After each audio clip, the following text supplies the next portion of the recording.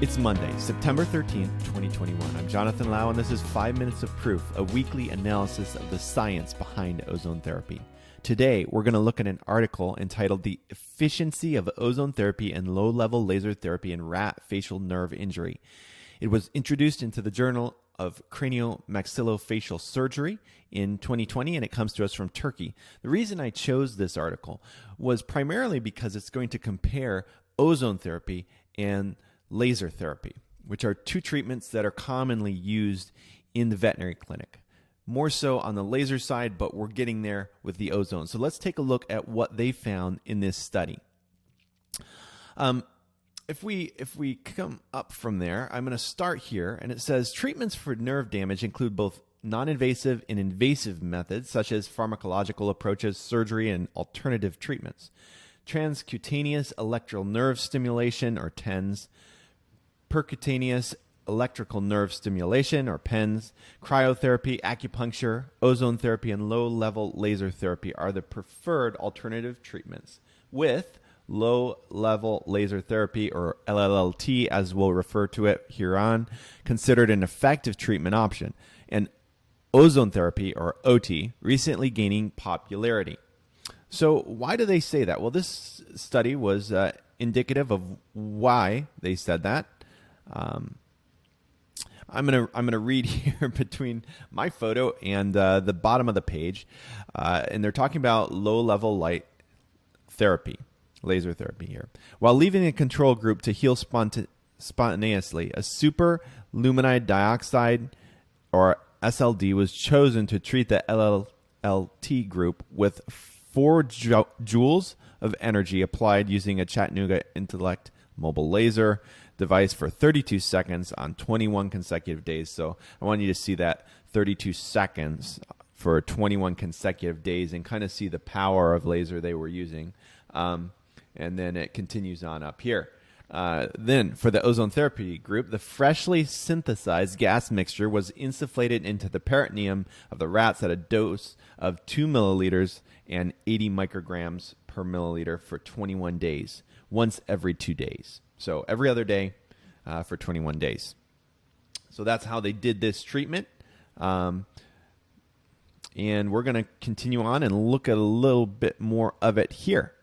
Okay, so they have these 4 groups here. Take note of that. You have your laser group, your ozone therapy group, gives you the treatment protocols for that. You have a control group, and you have a sham group.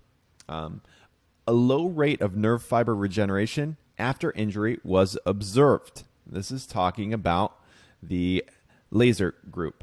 In the ozone therapy group, a significant increase was observed in the diameter of the nerve fibers, while the connective tissue between these nerve fibers and the thickness of the epineurium were normal in appearance. There was a significant increase in the number of myelinated axons with increased regeneration of nerve fibers. Myelinated axons were arranged neatly and parallel to each other in the nerve fibers. Okay, and then they go into each area and how ozone and laser affected it. So here we see a significant decrease was observed in the control group and the laser group when compared with the sham group. A significant increase was observed in the ozone therapy group when compared with the control group. This is for nerve branching number.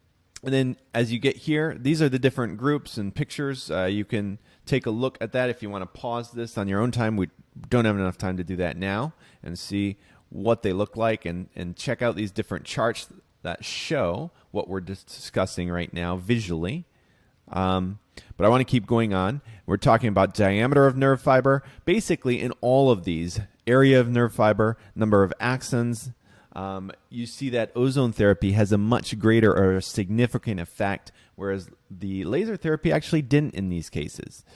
So whether or not that was a result of how they treated it, or a result of ozone therapy just being superior, or maybe some of both, we're not exactly sure, but we do know that ozone had a significant effect. The mechanism of action they talk about for laser therapy when it comes to nerve damage is right here. It's altering the synthesis of ATP in mitochondria through the acceleration of the electron transport chains. modulating cell reactions. And so you can get into that a little bit in detail in different studies that have been done, and they talk about that a little bit here. But at the end of the day, we want to just look at how ozone therapy, what effect it had. In other ozone therapy and low-level laser therapies comparison studies, there were significant differences in how ozone and laser therapy performed compared to sham and control groups. In this particular one, ozone therapy had a much greater effect. This study concluded that ozone therapy provides a safe and effective treatment, offering insight into the use of ozone therapy and laser therapy for the treatment of FNI, and encouraging clinicians to use ozone therapy in their routine practice and to perform clinical studies. So that is what we had today for 5 Minutes of Proof. We look forward to seeing you next week.